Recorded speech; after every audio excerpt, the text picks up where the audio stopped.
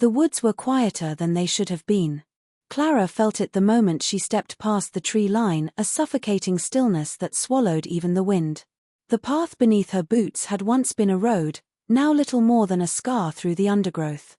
Her flashlight trembled over the remains of a wooden sign half buried in earth, its letters eaten by time, but one word still clung stubbornly to the surface: kinship. No one had spoken that name in over 100 years. The settlement had been erased from every modern map, its residents forgotten or perhaps deliberately hidden. But Clara wasn't one to let ghosts rest quietly. She had spent months tracing old records, finding fragments of families who married within their own lines until their names became echoes of themselves. Birth certificates without fathers. Marriage licenses linking cousins, siblings, even parents to their own children. A bloodline looping endlessly, strangling itself in silence.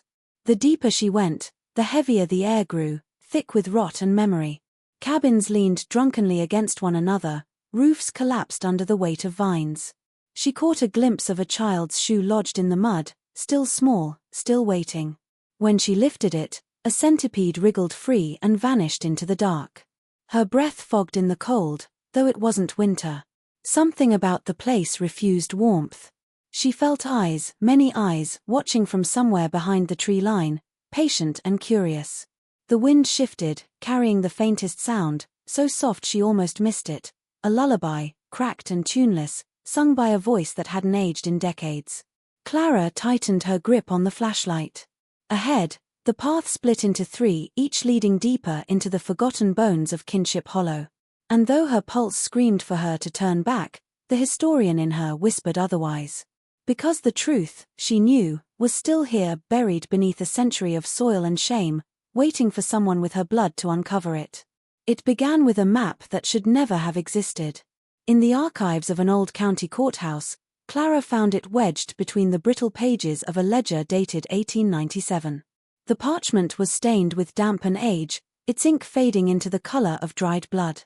At first glance, it looked ordinary, a record of long-forgotten mining routes and logging trails deep within the Appalachian wilderness. But when Clara traced the faint lines under the lamplight, she noticed something strange, a settlement that didn't appear in any official record, drawn in shaky, uncertain pen strokes, surrounded by dense forest and marked only with the single word kinship. The town had no postal route, no census data, no known residents. It was as though it had been built to be forgotten. Clara's curiosity was immediate and consuming. As a historian obsessed with lost American towns, she knew that most disappearances could be explained: economic collapse, disease, migration.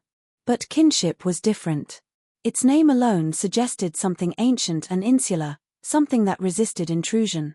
She compared the map with others from the same decade, hoping to find a reference, a mention, anything. There was nothing.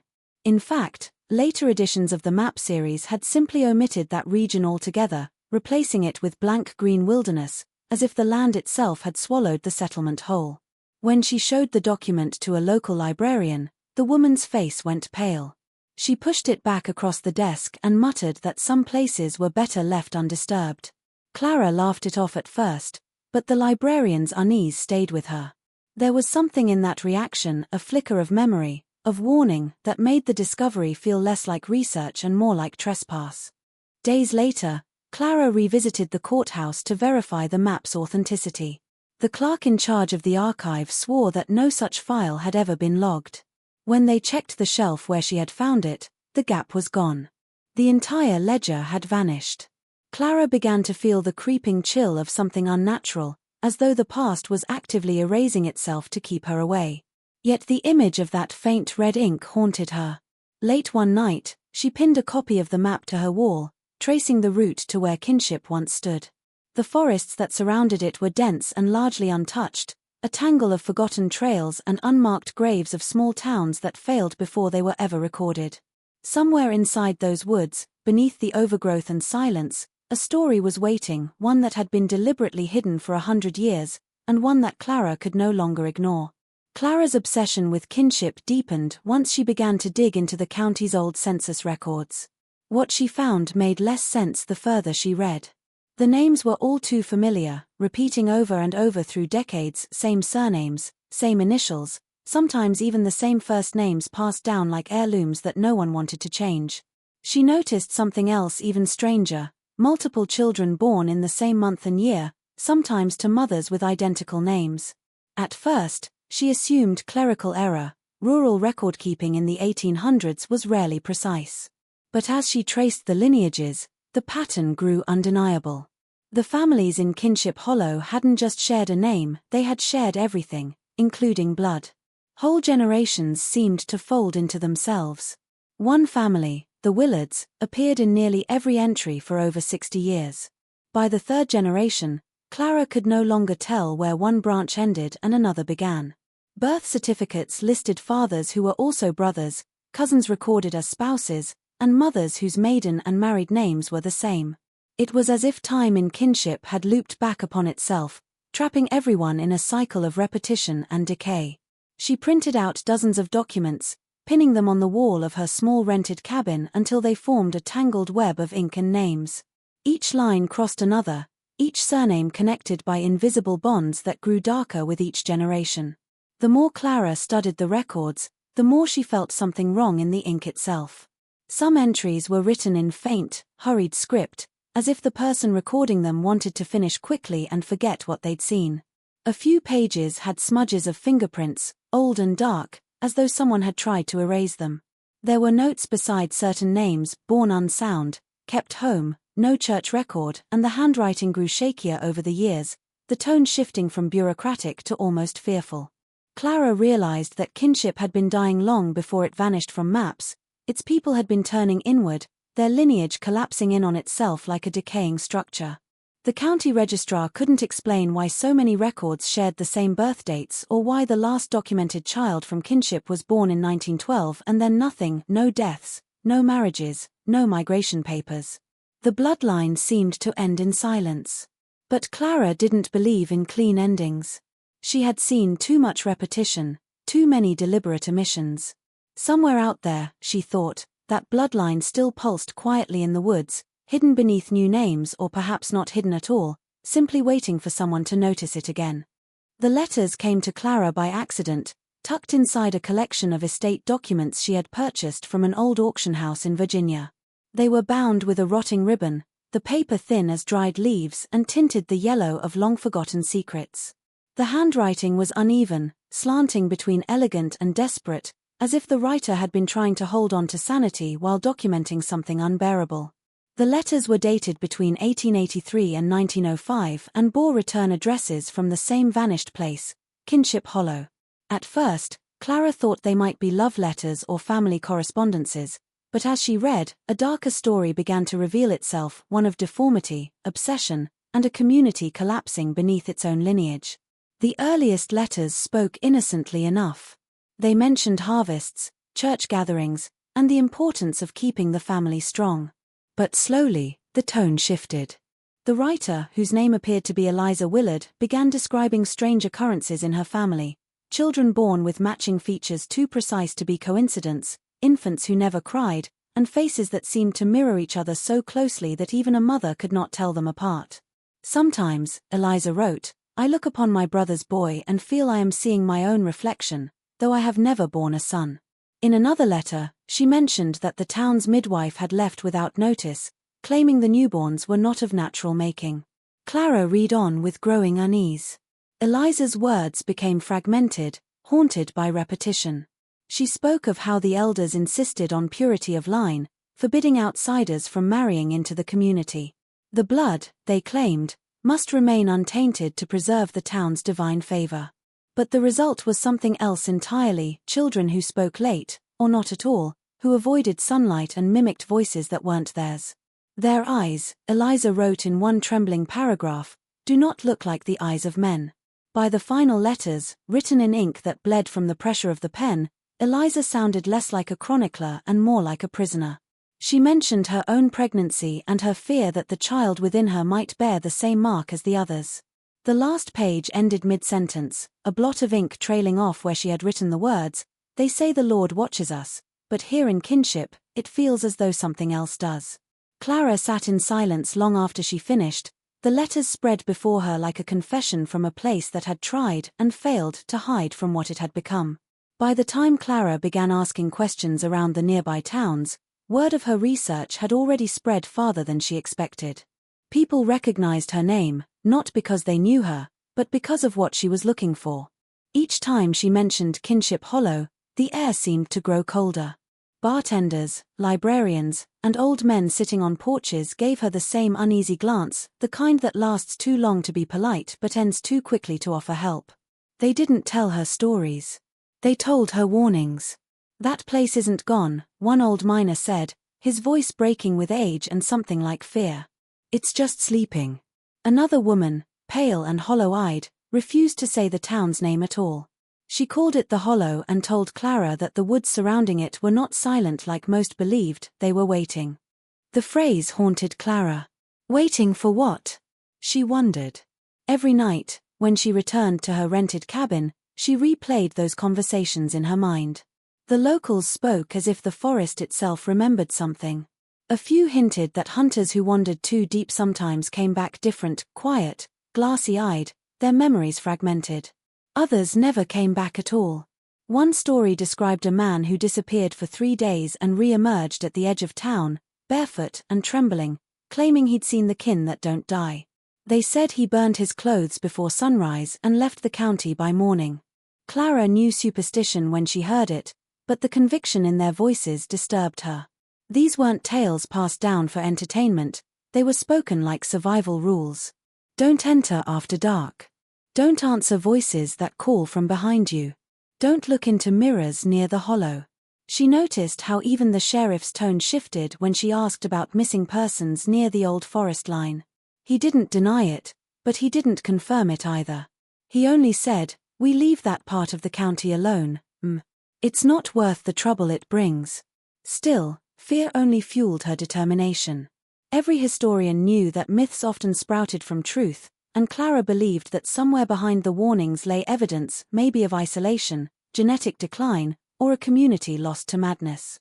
But the deeper she pressed, the more she realized the locals weren't protecting the memory of kinship. They were protecting themselves from it.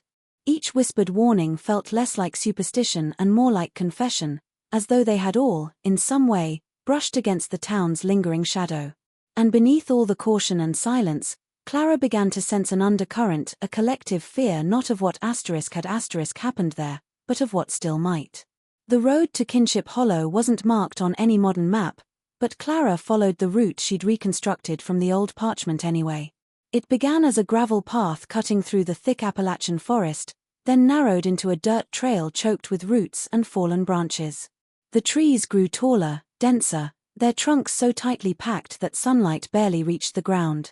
The air smelled of wet bark and iron, and every step echoed faintly, as if the forest itself was listening. After hours of hiking, the terrain shifted.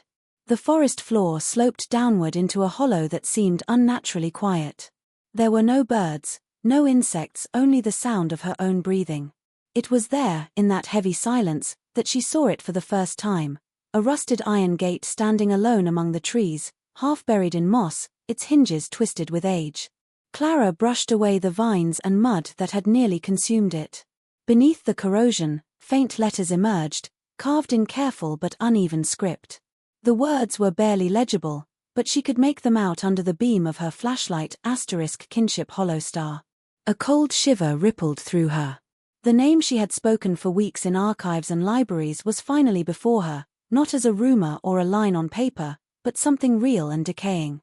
The gate led to a narrow path of cobblestone, worn and fractured, vanishing deeper into the woods where faint outlines of wooden structures loomed behind curtains of ivy and fog. She hesitated before stepping through, her instincts screaming that this place hadn't been abandoned in the ordinary sense. It felt preserved, as though time had simply stopped acknowledging it.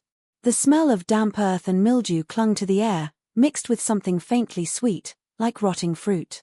Her flashlight flickered, catching glimpses of collapsed rooftops and shattered windows. She could almost hear the echo of movement in the distance, a creak of wood or the soft drag of something brushing through the undergrowth. Clara took another step forward, her hand resting briefly on the gate as she passed. The iron was colder than it should have been, even in the shaded forest air. It felt like touching the surface of a gravestone. Beyond the gate, the remains of a settlement revealed themselves in fragments, what had once been a small community now reduced to skeletal frames and moss-covered chimneys. But there was something strangely deliberate in how it had been left behind. The gate, though rusted and old, was locked from the inside, not to keep people out, but to keep something from getting out. And though Clara couldn't yet explain why, she suddenly understood the locals' warning. The woods were not silent. They were holding their breath. Inside the boundary of Kinship Hollow, Clara found herself surrounded by what looked like the remains of a town that had been swallowed by time. Cabins leaned into one another like dying trees, their roofs caved in and their doors hanging from single rusted hinges. Vines had consumed the walls, twisting through broken windows and curling around stone fireplaces that still bore the black scars of fire. The air smelled of old dust, mildew, and something faintly metallic, as if the earth beneath the settlement was bleeding. She stepped carefully across rotted boards, her flashlight cutting through the shadows, illuminating fragments of the life that once thrived there: a child's wooden toy, a porcelain teacup, a shoe half buried in soil. Everything felt frozen mid-breath, as though the people had vanished in a single instant, leaving their possessions to decay in their absence. Then, under the crumbling remains of what appeared to be the town hall, Clara discovered a door that led beneath the structure. The hinges resisted, groaning like something alive, but eventually gave way, revealing a set of stairs descending into cold darkness. She hesitated only a moment before stepping down, her heart pounding. The air grew heavier with every step, thick with the scent of damp wood and mold. At the bottom, her flashlight beam caught on something that made her breath catch: a collection of portraits lined neatly along the walls, each preserved behind cracked glass, untouched by time or light. She knelt, wiping the grime from one of the frames, and felt her stomach twist. The faces staring back at her were wrong, too similar, too symmetrical. The eyes, the mouths, even the angles of their jaws seemed repeated across generations. It was as if she were looking at one face copied again and again, changing only in age. In some of the later portraits, the features had begun to distort: eyes too far apart, smiles stretched too wide, skin that looked pale and waxen even in paint. Clara stepped back, realizing that these weren't random citizens. They were the same family, documented over decades, perhaps centuries, each generation a mirror of the last, growing more inhuman with time. The final portrait was different. The canvas was newer, but unfinished. The figure's outline was faint, the face half drawn as if the artist had stopped before completing it. But what chilled Clara most was the faint sketch of the eyes. They looked identical to her own. She dropped her flashlight, its beam rolling over the portraits one by one, the glass catching the light in a way that made the painted eyes seem to follow her. For the first time, Clara felt the weight of being watched not by history, but by something still present within it. As night began to fall over Kinship Hollow, the forest seemed to close in around Clara like a living thing. The air thickened, heavy with fog that crept between the trees and spilled through the ruins of the cabins. Her flashlight flickered again, its beam sputtering across warped doorframes and collapsing walls. She tried to convince herself it was only the temperature drop that made her shiver, but deep down she knew something else was shifting. The silence she had grown accustomed to was breaking, replaced by faint, distant sounds that didn't belong to an empty town. It began as a soft rustle, then a whispering echo carried on the wind, almost human in cadence. Then came the laughter, thin, high-pitched, and chillingly familiar. It was the laughter of children, echoing from somewhere within the hollow, though Clara knew no children had lived here for a century. She froze, her pulse hammering against her ribs. The laughter rose again, joined by a second, smaller giggle, as if unseen children were playing just beyond the edge of her light. "Hello," she called out, her voice barely more than a whisper. It vanished into the fog, unanswered. The sound came again, closer now, but always just out of reach. She turned toward it, the beam of her flashlight cutting through the mist and landing on an open clearing between two collapsed houses. The grass there had grown uneven, a wild tangle of weeds and pale mushrooms. In the middle of it lay something that made her blood run cold: a small wooden doll, its face crudely carved, its limbs tied together with bits of straw. It was old, far older than anything that should have survived the elements, yet it looked recently placed, as though someone or something had left it for her to find. Clara crouched down, her fingers trembling as she reached for it, but stopped short when she noticed small impressions in the damp soil. They looked like footprints, tiny, barefoot prints that led away from the doll and disappeared into the fog. The laughter came again, this time directly behind her. She spun around, light flaring across empty space, catching only the sway of branches. Her breath quickened. The sound was playful but wrong, carrying no warmth or joy, only a hollow mimicry of what laughter should be. It faded slowly, replaced by a long, dragging hush that spread through the trees like a warning. For the first time since entering Kinship Hollow, Clara felt an undeniable presence, something aware and watchful. The ruins no longer felt abandoned. The town was awake again, and the echoes that drifted through the dark weren't echoes at all, they were the remnants of what still lingered, restless and waiting for her to listen. Clara didn't sleep that night. She stayed inside one of the least damaged cabins, sitting near the dying glow of her lantern as the wind pressed against the wooden walls. Every creak of the floorboards made her flinch, every whisper of the forest sounded too close. Sometime after midnight, she noticed a loose plank beneath her feet. The boards shifted slightly when she stepped on them, hollow beneath the weight of her boots. Something was hidden there. She pried the plank loose, revealing a narrow cavity filled with dust, mouse bones, and what looked like the corner of a wrapped bundle. Carefully, she pulled it free and unrolled it on the floor. It was a journal, its leather cover cracked, its pages yellowed and brittle with age. The first entries were written in elegant script, each line measured and deliberate. They spoke of daily life in Kinship Hollow, births, harvests, gatherings in the church hall. But as the pages went on, the tone changed. The writer, whose initials were AW, began describing the covenant of the blood, a pact the town's founders had made to preserve what they called divine perfection. Outsiders were forbidden to join. Marriages were arranged among cousins, siblings, and even generations apart. The writer justified it as faith, claiming that to mix the blood is to weaken God's image. Clara's stomach turned as she read on, realizing that the town's isolation had not been accidental. It had been sacred to them, a ritual of purity turned into corruption. The journal grew darker with each passing year.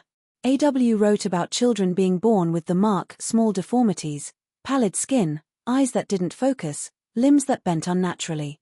At first, these births were hidden, then celebrated as signs of divine favor. The purer the blood, one entry read, the closer we are to the origin. By the later entries, AW's words had become frantic, describing voices in the woods that sounded like family members long dead, and gatherings where the townspeople chanted beneath the moon, promising to keep the blood alive even after flesh fails. The final pages were nearly unreadable, smeared with ink and dirt, but one line stood out clearly among the chaos. We are no longer men of God, we are men of ourselves. Clara stared at the words until the lantern began to fade. It wasn't just a story of inbreeding or madness, it was doctrine, written and preserved. The pact hadn't been about love or family but about control, a centuries-long experiment that blurred the boundary between devotion and horror. As she closed the journal, a thought formed in her mind that chilled her to the bone. The pact may not have ended when the town disappeared. Some promises, she realized, are stronger than death. By morning, the air inside the cabin felt staler than before, heavy with the scent of mold and something faintly sweet, like decay wrapped in dust. Clara hadn't meant to fall asleep, but exhaustion had dragged her under. When she woke, the journal lay open beside her, its final pages marked by her own fingerprints. The sun barely reached the floorboards, its light thin and colorless through the cracked window. She packed her notes, intending to leave the hollow before night returned, but as she stepped outside, she felt it immediately, that same pressure she'd felt before, the sense of being observed. The woods were utterly still, yet she could feel eyes on her, a quiet, patient awareness that followed her every move. It wasn't imagination, it was instinct, raw and undeniable. The path that had led her to the town seemed different now, almost rearranged. The trees leaned closer together, the roots clawing at her boots as she walked. Every time she turned around, she thought she saw a shadow duck behind a trunk or a figure vanish just beyond her peripheral vision. Once, she was certain she saw someone standing at the far end of the trail, a woman, pale and motionless, but when Clara blinked, she was gone. The silence pressed in thicker with every step. Even her breathing seemed too loud. She picked up her pace, but the faster she moved, the louder the forest seemed to breathe with her. Then came the sound, the unmistakable crunch of footsteps behind her. Slow. Deliberate. She stopped, listening. The noise stopped too. She turned, shining her flashlight through the dense fog, but there was nothing there. Only the faint outline of the rusted gate in the distance. Her pulse quickened. When she turned back toward the trail, she froze. The footprints she'd left in the damp soil were no longer alone. A second set trailed hers, smaller, lighter, and newer, pressed deep into the mud as if someone or something had been following closely behind. Clara's breath caught in her throat. She felt it again, the weight of unseen eyes, not malevolent exactly, but curious, as though the forest itself were studying her. The journal's final words echoed in her mind, "The blood will not fade, only change." Suddenly, she wasn't sure if what watched her was human or something born from what the town had become. Her flashlight flickered, casting her shadow against the trees, but there was another beside it, shorter, thinner, shifting when she didn't move. Panic surged, and she stumbled backward, clutching the journal against her chest. Whatever lingered in Kinship Hollow wasn't memory. It was inheritance, alive and waiting, and it had finally noticed her. Clara didn't understand at first. She thought the resemblance was coincidence, the kind of eerie similarity that sometimes passes unnoticed until it becomes impossible to ignore.